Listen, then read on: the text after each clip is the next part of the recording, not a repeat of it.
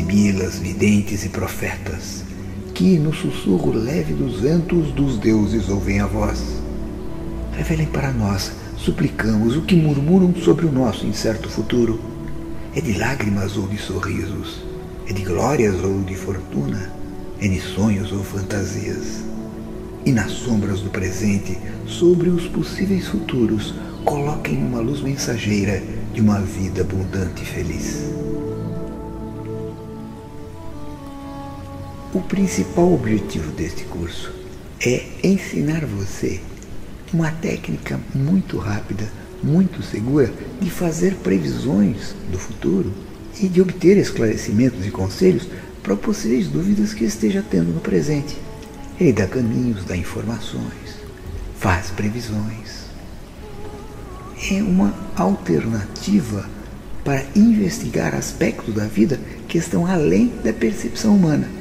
A nossa razão pode nos indicar isto, aquilo, este caminho, esta solução, esta resposta. Porém, ele traz uma informação que vem baseada no princípio hermético da causalidade. Que para todo efeito existe uma causa. Mas nós, com a nossa razão, não conseguimos abarcar todas as causas. Mas o nosso inconsciente tem as respostas. E nós usamos técnicas como essa do oráculo dos deuses gregos para fazer vir à tona informações que estão guardadas no nosso inconsciente através de um jogo. E da mesma forma do tarô, nós encontramos as respostas.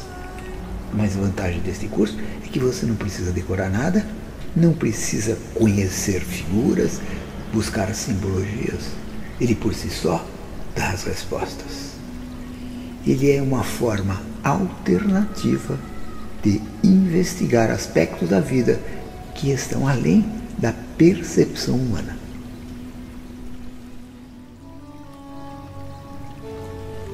De acordo com os dicionários, uma profecia é uma mensagem que um profeta afirma ter recebido de uma divindade. Tais mensagens normalmente envolvem inspiração, interpretação ou revelação da vontade divina a respeito do mundo social e dos eventos futuros da vida do profeta ou da comunidade que ele pertence. São conhecidas também como previsões e podem ser obtidas através de oráculos, visões, sonhos ou até mesmo de encontros com seres espirituais. A palavra profecia deriva do grego profetia, dom de interpretar a vontade de Deus. Grande parte das atividades dos profetas do Antigo Testamento envolvia futuros condicionais, ao invés de futuros imutáveis. Um resumo de uma fórmula profética padrão do Antigo Testamento pode ser dita assim: arrependa-se de tal pecado e volte a uma conduta reta. Caso contrário, uma consequência, qual poderá ocorrer. Arrependa-se do pecado de comer carne e volte a uma conduta reta, isto é, não coma mais carne. Caso contrário, o inferno depois da morte vai acontecer. A profecia pode ter dois propósitos: relatar o presente e predizer o futuro. Quando no presente é prescritiva, fala de uma verdade divina ou de ordem superior para fins de edificação, exortação ou conforto. Por outro lado, a da profecia preditiva descreve algo que acontecerá no futuro. Também é capaz de edificar, exortar e confortar. É importante saber que a profecia não se trata de prever um futuro imutável, mas sim de uma tendência que ela aconteça, permitindo assim evitar o mal.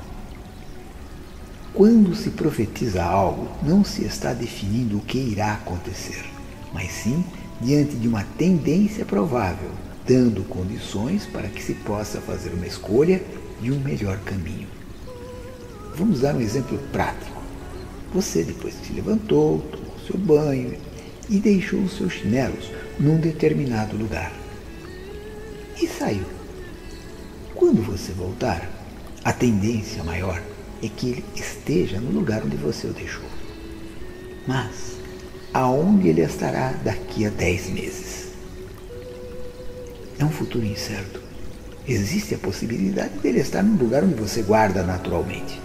Mas ele pode ter sido jogado fora, você pode ter ganho um novo que gostou mais e está usando ele, então colocou aquele num outro lugar. Então a tendência no futuro distante é muito vaga. Porém, no momento presente, ela está mais cristalizada. E você tem a escolha, diante de uma profecia, de alterar os seus padrões de respostas aos obstáculos e aos desafios, e assim alterar o futuro previsto. Como dizem alguns filósofos, oráculos proféticos, ao invés de fixar uma situação, estão prevenindo sobre consequências de atitudes atuais, abrindo a consciência para novas alternativas. Vamos conversar um pouco sobre os deuses. O homem primitivo não tinha a imaginação abstrata naqueles tempos longínquos. Dito da caverna, ele possuía apenas a imaginação concreta. Não era capaz de conceber um ser abstrato, criador de todo o universo. Portanto, ficava só com os concretos, baseados em coisas que podia ver e sentir. O deus do fogo, o deus do raio, o deus da mata, o deus das tempestades, o deus da cachoeira, do córrego, dos vulcões. Esses deuses não existiam antes do homem. Foram estes que os criaram a partir de suas observações diretas. Por exemplo, o céu escurecia, os raios chispavam pelos céus, trovões ressoavam, fazendo tremer a mata.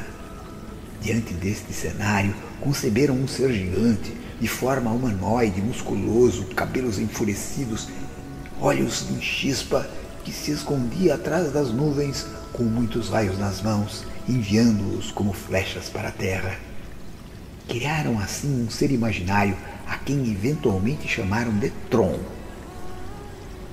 Procurando melhor relacionar-se com esta entidade poderosa e mortal, começaram a cultuá-la. À imagem original deste novo Deus foram adicionando qualidades, enquanto que, ao mesmo tempo, iam atraindo novos adeptos ao Deus Tron e, com isto, dando mais força a ele. Assim, o Deus Tron torna-se uma egrégora, um ser artificial, mas com vida e consciência própria.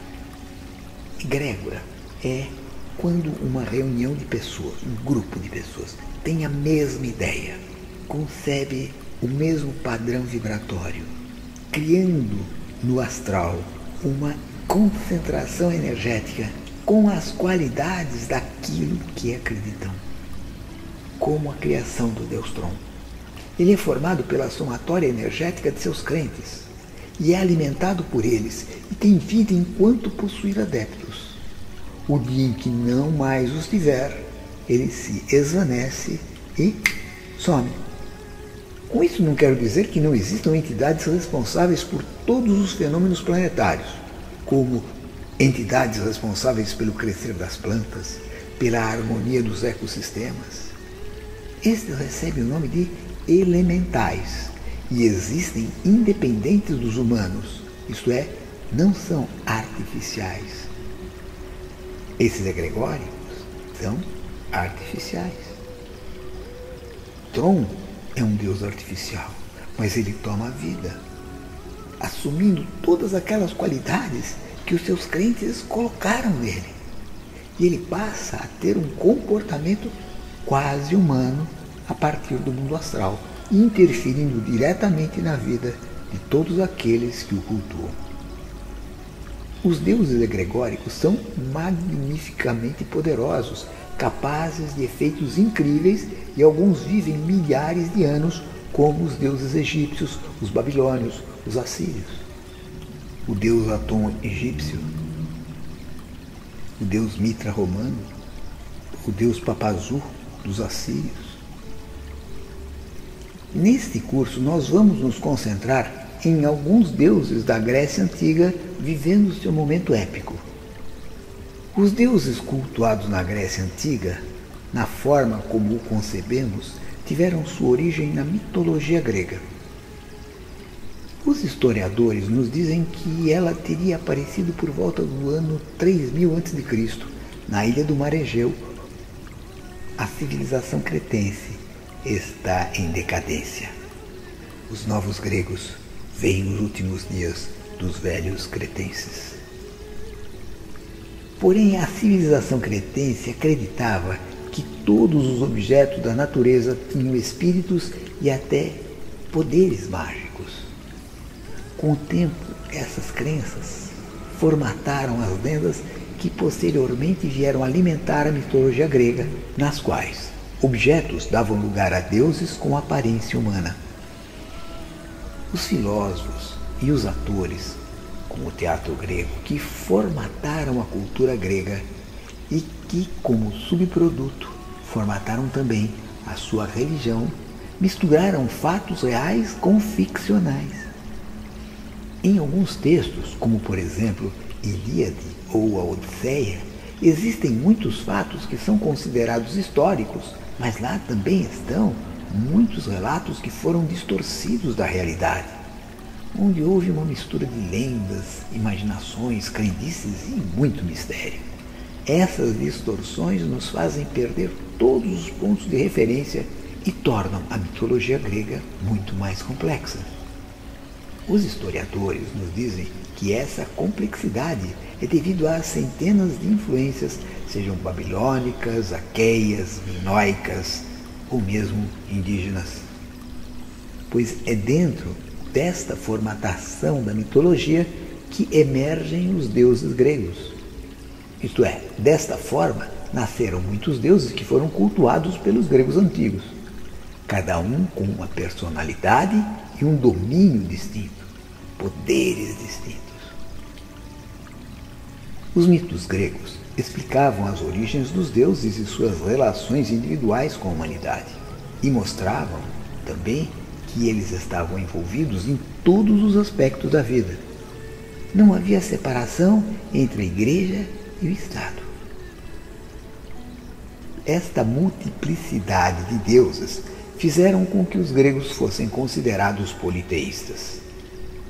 Como dissemos, cada deus grego representa uma certa faceta da condição humana, e até ideias abstratas como justiça e sabedoria têm sua própria personificação no mundo dos deuses gregos. Os deuses mais importantes foram os deuses chamados olímpicos, liderados por Zeus. Vou citar alguns: Zeus, Apolo, Cronos, Poseidon, Hades, Hermes, Afrodite, Ares, Artemis, Hera, Atena, Dionísio, Hefáistos e muitos outros. No imaginário criativo grego antigo, os seus deuses recebiam corpos e características humanas, tanto as boas quanto as ruins. E assim como os homens e mulheres comuns, eles se casavam, tinham filhos, geralmente através de assuntos ilícitos. Eles brigavam entre si e intervinham diretamente nos assuntos humanos. Os deuses eram venerados por todos os gregos e tinham nas suas mãos o destino dos homens. Desta forma, regiam o mundo e conduziam o espetáculo da vida. Os antigos acreditavam que eles, os deuses, habitavam no Monte Olympus. Daí, todos eles serem considerados como olímpicos. Mas agora eu queria falar um pouquinho sobre os deuses gregos, alguns deles. Vamos começar por Zeus. O nome Zeus em grego antigo significa rei divino. É considerado o senhor dos deuses e dos homens. Era ele que estabelecia a justiça e a ordem no mundo. São suas características: prosperidade, abundância, crescimento, sorte, justiça e moralidade. Ele era considerado também o deus do céu e do trovão.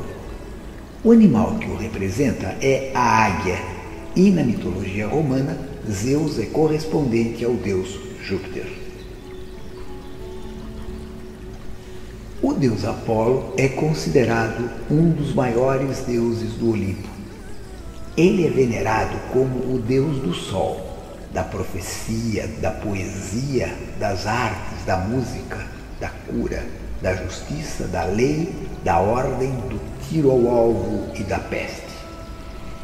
Apolo é um dos mais amados deuses olímpicos, sendo visto como um deus justo que defendia a tolerância.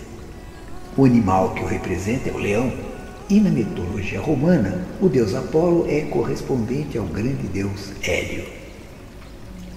O deus Cronos, deus do tempo e do karma, era pai de Zeus. Era também o deus da geração, da dissolução, da abundância, da riqueza, da agricultura, da renovação periódica e da libertação. Tido como perseverante, confiável, estável e paciente. Ele é também o Deus da justiça rigorosa e precisa. É conservador e prático. Considerado o astuto, o sábio e o mais frio. O animal que o representa é a coruja. Na mitologia romana, Cronos é correspondente ao deus Saturno.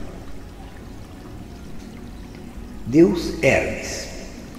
Hermes é o deus grego da riqueza, da sorte, da fertilidade, do sono, da magia, das viagens, das estradas, dos médicos, do comércio, da linguagem, da destreza, da habilidade, dos ladrões. Mensageiro dos deuses, guardião da entrada do submundo, Hermes também é chamado de Deus dos viajantes e protetor das estradas. Patrono dos esportes e das competições esportivas, e seu nome está ligado às Olimpíadas. Hermes é o deus da astronomia e da astrologia. O animal que o representa é a raposa. Na mitologia romana, Hermes é correspondente ao deus Mercúrio. Poseidon. Na mitologia grega, Poseidon é o deus do mar, dos navegadores. É o deus que regula as metamorfoses, as inspirações, a criatividade artística. Na Grécia Antiga, Poseidon era adorado como um deus da fertilidade. Ele exalta a sensibilidade, a genialidade artística, a fé, a religiosidade e o misticismo. E o animal que o representa é o golfinho. Na mitologia romana, Poseidon é correspondente ao deus Netuno. Hades é o deus grego dos mundos subterrâneos. É o regente do inconsciente pessoal e coletivo. Este deus regula as grandes transformações, os instintos profundos, o impulso vital. A grande virtude de Hades é a sua capacidade de recuperação. O animal que o representa é o touro. Na mitologia romana, Hades é correspondente ao deus Plutão. Temos então a deusa Afrodite, a doce Afrodite. Na mitologia grega, Afrodite é a deusa do amor, da beleza, da sexualidade. Ela foi considerada a personificação do ideal de beleza dos gregos na antiguidade. Na Grécia Antiga, sobretudo nas cidades de Esparta, Atenas e Corinto, ela foi cultuada e associada aos prazeres carnais. E daí surge o termo de afrodisíaco. Os deuses gregos faziam parte da espiritualidade do povo e eram reverenciados e cultuados com muitos ritos, festas e oferendas. O animal que representa Afrodite é o cisne. E na mitologia romana, Afrodite é aquela que corresponde à deusa Vênus. Finalmente temos o deus Ares. Ares é o deus grego da guerra. Amante de Afrodite, a deusa do amor. Ares está associado à ação física, à valentia e à coragem. Seriam esses os elementos necessários para o sucesso bélico. Ele representa o individualismo, a força de vontade e a ambição. O animal que o representa é o tigre. Na mitologia romana, Ares é correspondente ao deus Marte.